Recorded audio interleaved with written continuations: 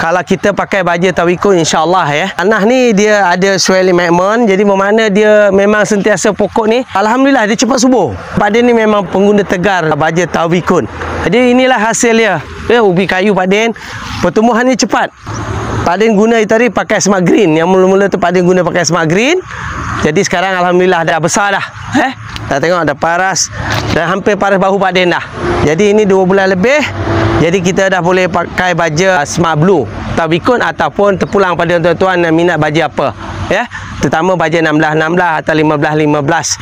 Terpulang pada tuan-tuan ya. Tapi yang penting asas yang pertama, penyediaan tanah tolong pakai baja tawikun soil embankment ataupun Smart Green yang dah ada NPK sikit. InsyaAllah tanaman apa yang kita guna pun insyaAllah boleh ya menggunakan baja tawikun. Macam Pak Din memang pengguna tawikun yang memang kategori dah biasa guna lebih berbelas tahun.